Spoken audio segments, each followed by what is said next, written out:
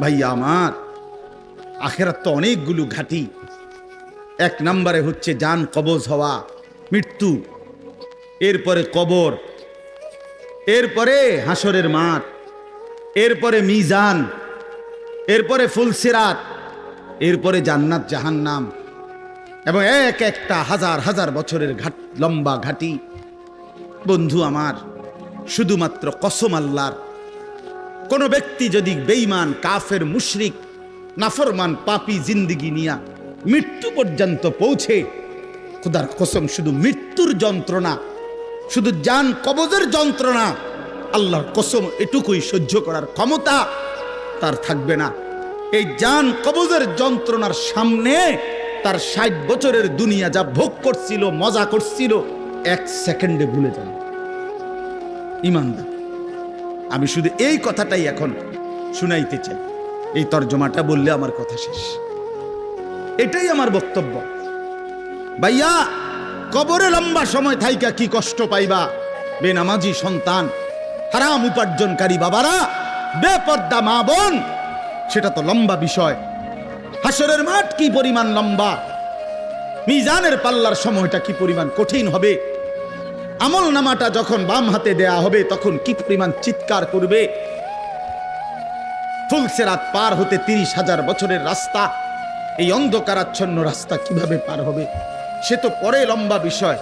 শুধু জান কবজের সময় মৃত্যুর, যেটাকে বলে রুহু কবজ হওয়া, মৃত্যুবরণ করা, এই কষ্টটাও তো সহ্য হইবে না। এই কষ্টটা তো সহ্য হবে। কোরআনুল কারীমের মধ্যে 4 জায়গায় আল্লাহ তাআলা মোট মৃত্যুর যন্ত্রণার কথা বলছেন। 1 নাম্বার, ওয়াজাআত সাকরাতুল মাউত বিল হক যালিকা মা কুনতা মিনহু তাহিদ। রব্বুল আলামিন বলেন, বান্দা শুনে নাও, সত্য সত্যই মৃত্যুর যন্ত্রণা আসবে। সাকরাতুল মাউত বলে এটাকে। মৃত্যুর যন্ত্রণা মানে এই জান কবজের সময়, রুহু কবজের সময়ের যন্ত্রণা, মৃত্যুর সময়ের যন্ত্রণা।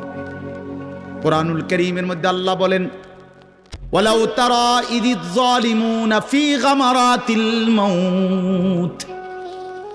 আল্লাহ বলেন, শোনো বান্দা, আল্লাহর নবীকে বলেন, বন্ধু আপনি যদি একটা নজর দেখতেন জালেমের মৃত্যু যন্ত্রণা কতটা ভয়ানক হবে।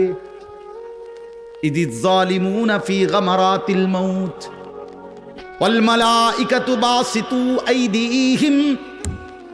ফেরেশতারা ওই নাফরমান পাপীকে ডাক দিয়ে বলবে, হাত বাড়িয়ে বলবে ফেরেশতারা, আখরিজু আনফুসাকুম, হে অসৎ আত্মার রূহ, এই নাফরমানের শরীর থেকে বের হও।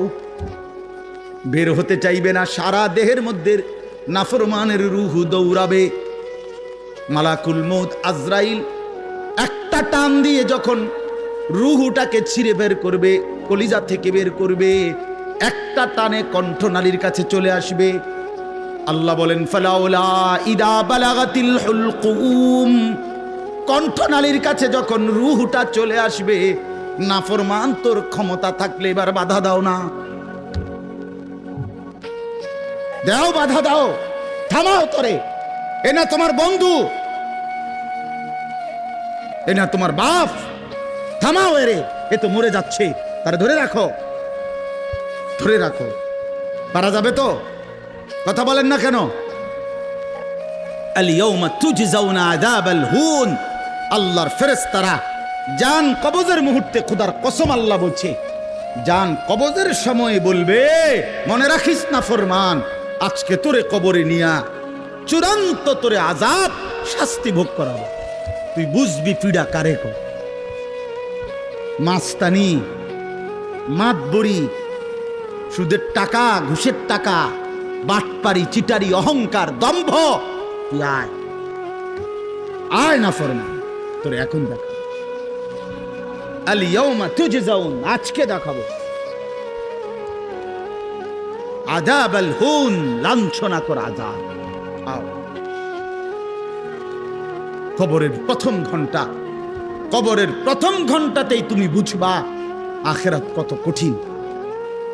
রাসূলুল্লাহ সাল্লাল্লাহু আলাইহি ওয়াসাল্লাম বলেন, কবরে যেই নাফরমান প্রশ্নের জবাব দিতে পারবে না, তিনটি প্রশ্নের, তো আল্লাহ তাআলা বলবেন কাযাবা আবদি, ফেরেশতা আমার এই নাফরমান বান্দা মিথ্যা বলেছে, ফাআফরিশুহু মিনান নার ওয়ালবাসুহু মিনান নার, আমার নাফরমান বান্দার কবরে জাহান্নামের বিছানা বিছায় দাও, ওরে জাহান্নামের পোশাক দিয়ে আবৃত করে দাও, ওয়াফতাহু লাহু বাবান ইলান নার, জাহান্নাম বরাবর তার কবর থেকে দরজা খুলে দাও, কবর খুলে দাও। ওফো, আল্লাহর নবী সাল্লাল্লাহু আলাইহি ওয়াসাল্লাম বলেন, তখন কবর তারে, ফেরেশতা যখন তাকে রাইখা যাবে, কবর তারে ডান দিকের মাটি বাম দিকে একটা চাপ দিবে, বাম দিকের মাটি ডান দিকে চাপ দিবে।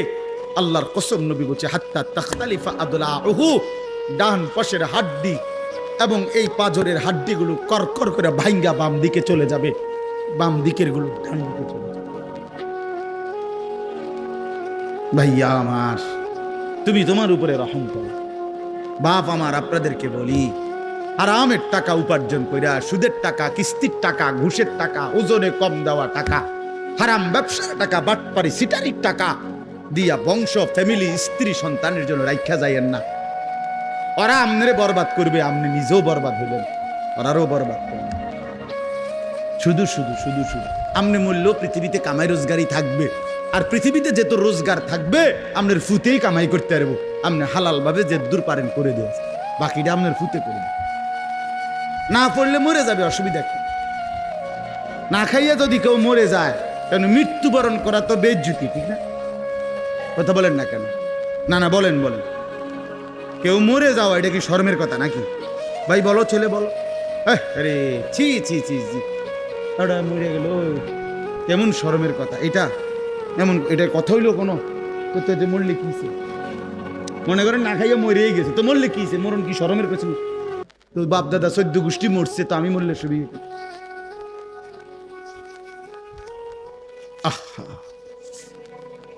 এজন্য বন্ধু, আল্লাহ তাআলা বলছেন ওয়ালাউ তারা ইদিয যালিমুন, এই শোনেন বন্ধু, আপনি যদি একটা নজর দেখতেন, আমরা তাফসীরে কিতাবে পড়ছি, আত-তাযকিরা, ইমাম কুরতুবী রাহমাতুল্লাহ আলাইহির কিতাব আত-তাযকিরা ফি আহওয়ালিল মাউতা ফিল আখিরা, অনেক সুন্দর কিতাব, বাংলা অনুবাদ হয়েছে মৃত্যুর ওপারে।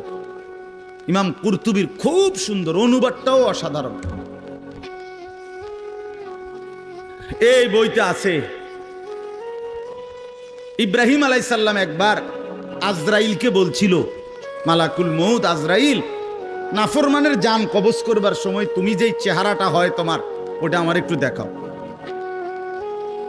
মালাকুল মউত আজরাইল বলছিল, হে আল্লাহর নবী, কসম আপনি এটা দেখতে চাইেন না, আপনি সহ্য করতে পারতেন না।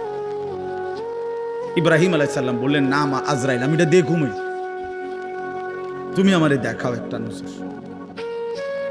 মালাকুল মউত আজরাইল কোন পাপী ব্যক্তির জান কবজের সময় যেই বিভৎস কুৎসিত আকৃতি ধারণ করে, আল্লাহর কসম ওই আকৃতি যখন ধারণ করছেন ইব্রাহিমের সামনে, ইব্রাহিম নবী সাল্লাল্লাহু আলাইহি সাল্লাম একটা চিৎকার মাইরা বেহুশ হয়ে গেছে।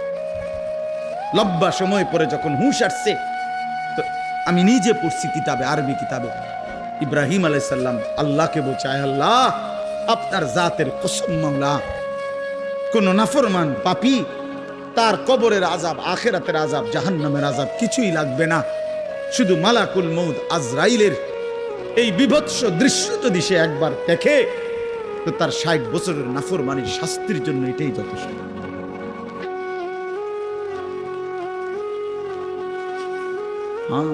আখরিজু আনফুসাকুম, এখানেও আল্লাহ তাআলা এই কথাটা বলছে, ফালাউলা কাল্লা ইদা বালাগাতিত তারাকিয়া।